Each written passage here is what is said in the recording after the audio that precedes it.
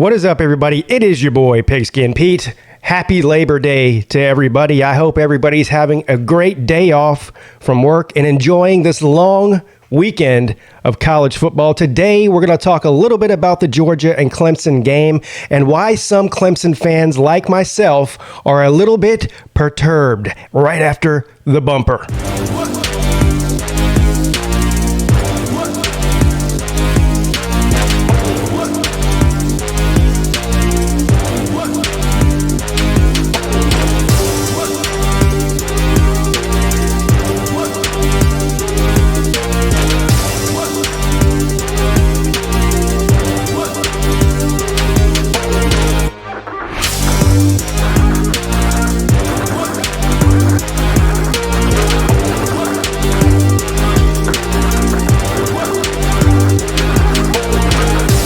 All right, the first thing I want to do is congratulate the Georgia Bulldogs and their fans on an amazing and fantastic win over a top 5 Clemson team. Two great defenses, clearly two of the best defenses in the country. I think both teams have a little bit to be desired on offense, and there's several reasons for that. Maybe some different reasons for each team. Georgia had a lot of injuries on offense. Some of their best offensive weapons weren't in the game. Clemson clearly has offensive line issues. All of that being said, this game could have gone either way late, but the Georgia found the way to pull out the W, and I think they have a chance to do something special this year, particularly once they get their weapons back on offense. I think that they could be one of the best teams, if not the best team in the country, and there is still a slight chance. Okay, there still is a very slight because of the way the ACC looks right now, but there is a slight chance that these two teams could meet up again later in the postseason. I'm not holding my breath, and I'll get into that as well. So mainly what I want to talk about here is my frustration and a lot of other Clemson fans' frustration with a certain individual or a certain philosophy on offense that we've adopted over the past several years, mainly since Jeff Scott left. So for those of you who don't remember or don't know, Jeff Scott and Tony Elliott were co-offensive coordinators for several years at Clemson. Jeff Scott, a couple of seasons ago, left to go take the head coaching job at the University of South Florida. So Tony Elliott was promoted to sole offensive coordinator and sole play caller. Now, whenever a team loses, especially a big game with a lot of anticipation like this one had, whenever a team loses, the fans are always going to start pointing fingers. There's always got to be a boogeyman. There's always got to be somebody to blame. There's a lot of blame to go around in a loss, and I don't think there's any shame in losing to a top 5 team with one of the best defenses that I've ever seen. There is no shame in that, but I want to make sure that we properly place the blame in the correct place. Blaming DJ Uiagalelei for this loss, to me, is asinine. Did DJ play a great game? Did he play to the level that many people, Clemson fans or not, expected him to play at? No, he held the ball too long. He didn't have very good pocket presence, pocket awareness. He didn't scramble a lot. But, in his defense, he didn't have a whole lot of time. I mean, Clemson's offensive line was just getting completely steamrolled all game long. He made a couple of good plays, but for the most part, he was just basically a sitting duck back there in the pocket. He's not the fastest guy. He is a big guy. He can move. We've seen him move in games before. It's not like the guy can't run, but he really had no chance for virtually the entire game. He made a couple of good throws, especially to Joe Ngata, some big plays down the field. Anyway, DJ to me is not the guy to blame in this. He took the high road after the game. He took the blame and said something that was really mature of him to say. He said that he let down the offensive line when the opposite is clearly true. Clemson's offensive line needs some work. We knew that coming into the game, but it was even worse than I thought it was going to be. So they definitely have some improving to do on the offensive line. I don't know if they need to make some personnel changes, switch some players around, or maybe just get more experience under their belt. I mean, having a weak offensive line and going up against a defensive line like Georgia's, an NFL defensive line, is a tall task. But to me, I think that criticizing DJ is pointless, and you're pointing the blame in the wrong direction. This guy on the left here, and I guess to some degree the guy on the right, is who should be shouldering the blame. All the blame always goes to the head coach, because that's what comes with making $8 million a year. You have to blame the head guy because he's the one doling out the responsibilities to everybody below him. I don't blame Dabo Swinney for anything other than giving the sole play calling responsibilities to Tony Elliott. And it's not because, look, any offensive coordinator or head coach, no matter who the one calling the plays is, can call a bad game. Nobody's going to be perfect. But there's a pattern here. And it's a pattern that I think is frankly disturbing, and I don't like it. This is not the first time that Tony Elliott has completely abandoned the running game early in the game and left his quarterback out to dry. The argument that I hear from people, particularly on this trash thing that we call the internet and social media, is that you can't criticize Tony Elliott because he has 2 national championship rings, and look at all the great players he's developed, and look at all the games he's won. So he's untouchable now. This guy that Clemson's paying over $2 million a year is untouchable because he's won a lot of games. And, you guys, you Clemson fans must not have been around during the Hatfield and Tommy West era. Well, listen, Tommy West didn't have the weapons at his disposal that Dabo Swinney and Tony Elliott have. This team that you're looking at right now at Clemson, South Carolina, on paper is the most talented football team in the history of Clemson football. Over the past 125 years, Clemson has never had a top 5 recruiting class 3 seasons consecutively. More 5-stars on this football team than have ever been on a Clemson football team. And you can tell me stars don't matter, this and that. That's a bunch of bullshit, and you know it. That's how we measure talent. How you develop that talent is a measurement of success. And listen, Clemson and Dabo Swinney in particular have done an amazing job at developing these high recruits over the years. So it's not a development issue. It's not a recruiting issue. It's not a development issue. In these big games that are close, it comes down to the execution of the game plan and the play calling on offense.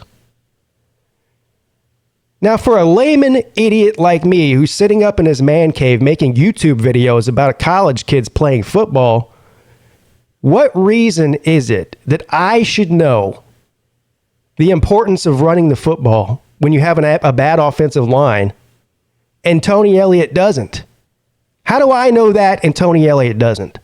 I'm sitting in the stands. I was at this game screaming at the top of my lungs to run the football. Clemson ran the football 10 times. Now, that's not counting DJ's runs, which were mostly scrambles because he didn't have any other choice but to run. 10 runs in this game. He did the same thing against LSU in the national championship in 2019. The last 14 minutes of the game or whatever it was, basically the entire fourth quarter, Clemson was still in it. They were only 1 score down at the beginning of the fourth quarter against LSU. And they stopped giving the ball to the best running back in the country. And after the game, Tony Elliott says, yeah, I screwed up. I stopped running the ball. We should have ran the ball more. We had one of the best running backs in the country. So it's one thing if you call a bad game and you learn from your mistakes. But he just did the same thing again. And the people, the Georgia fans out there, or fans from other teams out there saying, "Oh, Pete, they couldn't run the ball against Georgia's defense." Well, how do you know?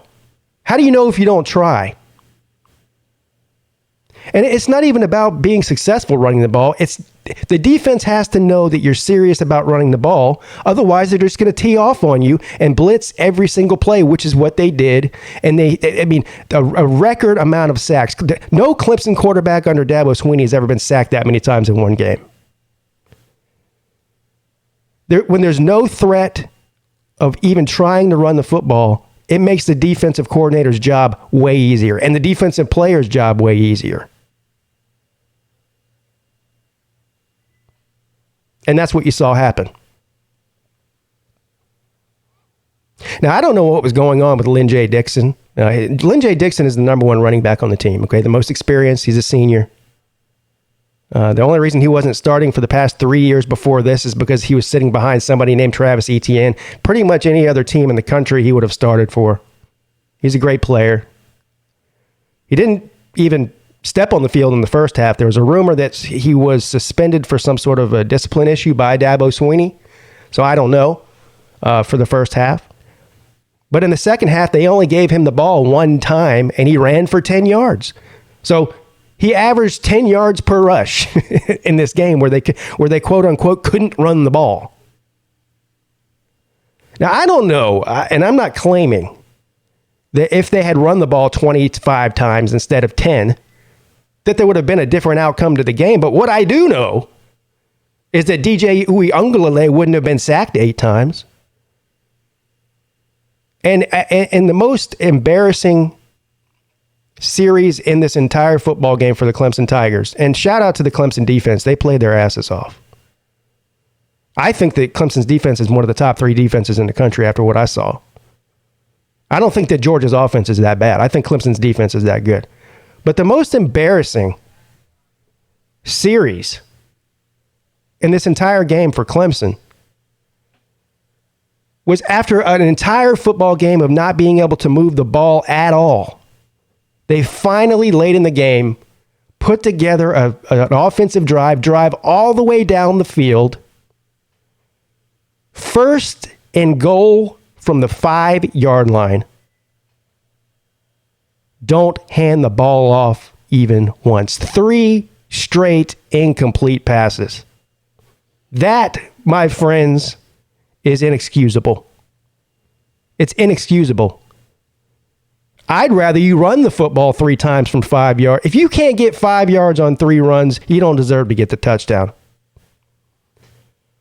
But in a game where you're struggling to pass the ball anyway, to shorten the field like that gives the defense even a bigger advantage.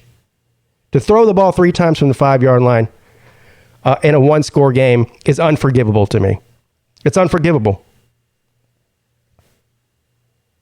And so after the game, I made this troll. I did a live stream where I was trolling, saying Clemson sucks. Clearly, I don't think Clemson sucks. Okay, I was trolling the Georgia fans, trying to diminish their win there, and saying things that I knew would piss them off, like they can't beat Alabama.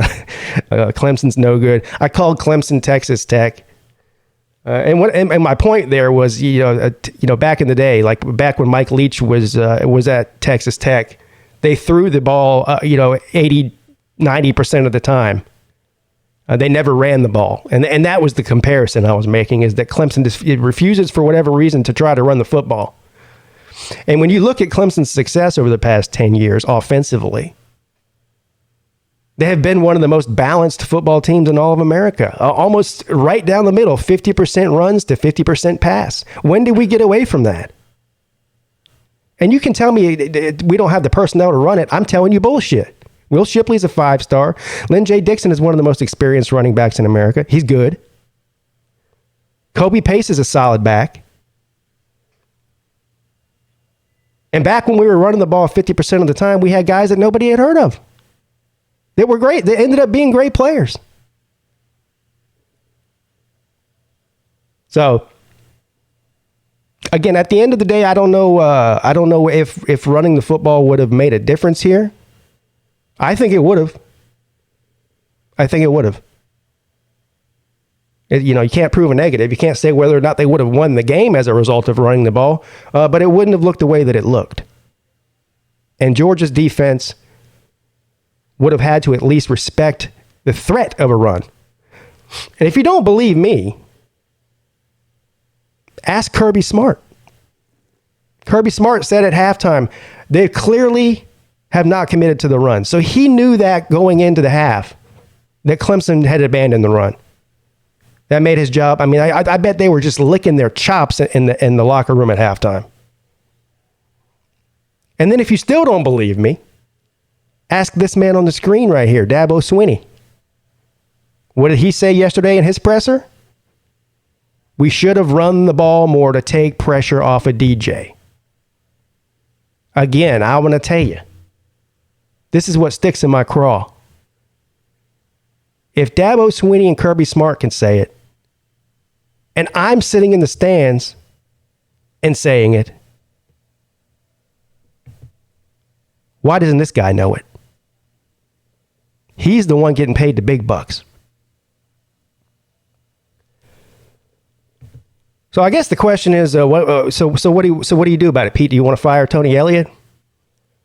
I don't know. My patience are wearing thin, and I know a lot of other Clemson fans' patience are weighing thin with him as well. And he's a great coach. Okay, he's a former Clemson player. He's been an amazing coordinator. He develops talent. I mean, he's one of the best talent developers.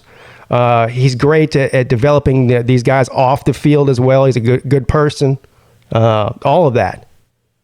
But there's a lot of good people that probably shouldn't be having the job that they have or make the amount of money that they make based on their performance. Maybe hire another co-offensive coordinator, somebody that's better at play calling. I don't know. Maybe Dabo Swinney take over some of the play calling responsibilities. I don't know. But the definition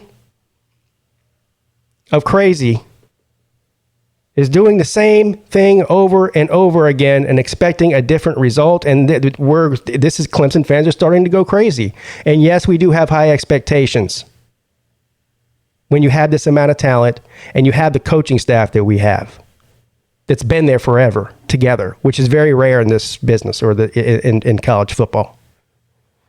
So it's all based on expectation, and Clemson's expectations that their fans are high. Don't expect to win a national championship every year. Don't expect to go undefeated every year. Don't expect any of that. But you expect these coaches to learn from past mistakes and correct them. Especially something so obvious to me and a lot of other people. So anyway, thanks for listening to me vent. Again, congratulations to the Georgia Bulldogs. You played an amazing and fantastic game. And I will see you guys later. Have a great Labor Day. Your boy, Pigskin Pete, is checking out.